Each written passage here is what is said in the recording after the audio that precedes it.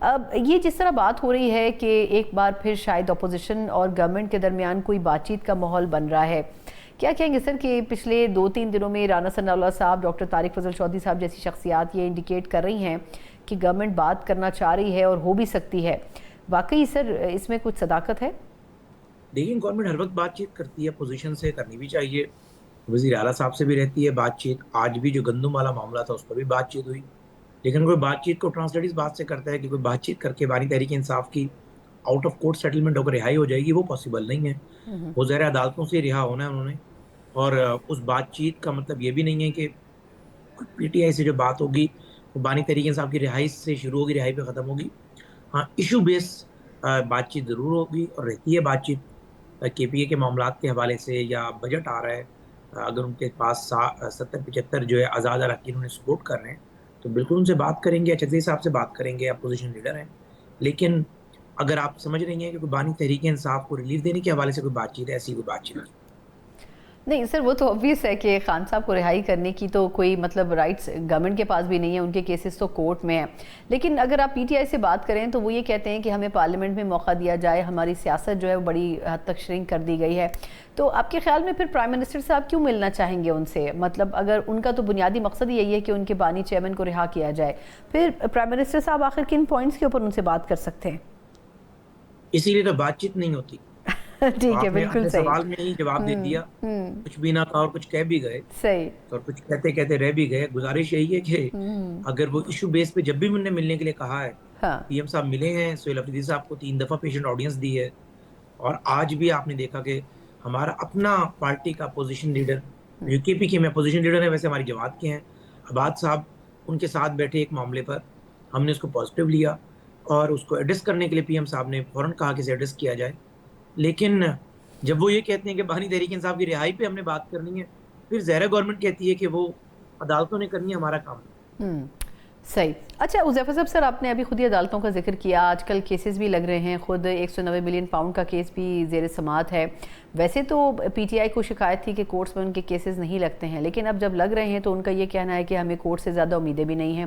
آپ کیا سمجھتے ہیں سر کہ ویسے تو ابھی یہ معاملہ عدالت میں ہے، لیکن جس طریقے سے دلائل چل رہے ہیں، آپ کو خود کیا محسوس ہوتا ہے کہ یہ بڑا ایک کلیئر کیس ہے، یا پھر آپ کو لگتا ہے کہ کہیں عدالتیں فیصلہ کچھ بھی کر سکتی ہیں، آزاد ہیں؟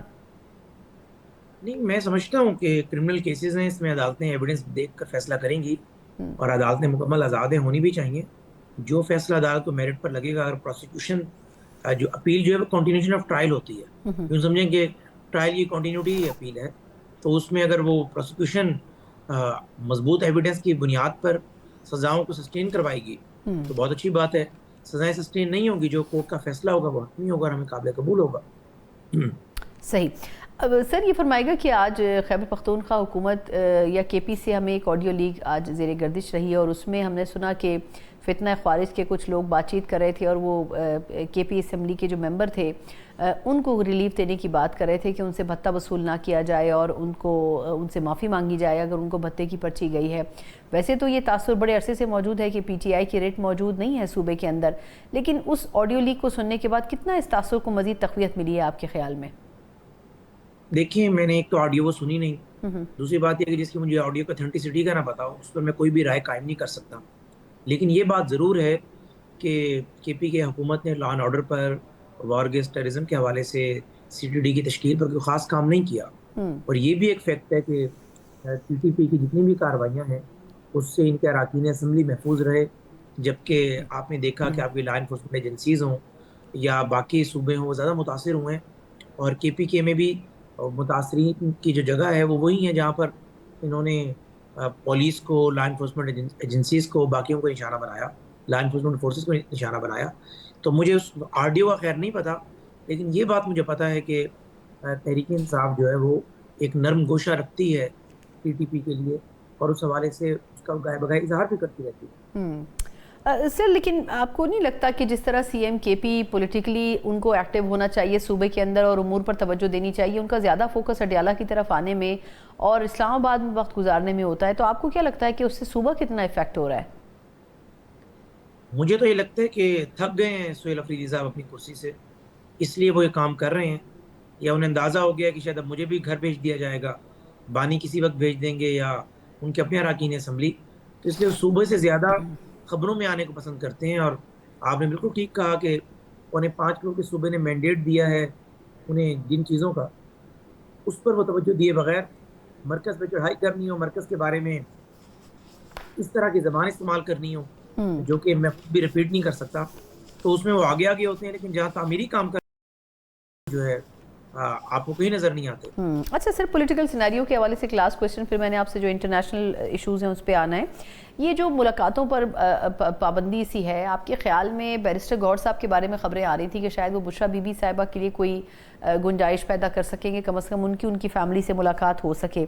آپ کے خیال میں آپ کی اپنی ایک مطلب سینس کیا کہتی ہے کہ کیا واقعی ان ملاقاتوں پر سے پابندی اٹھنی چاہیے یا نہیں ہونی چاہیے؟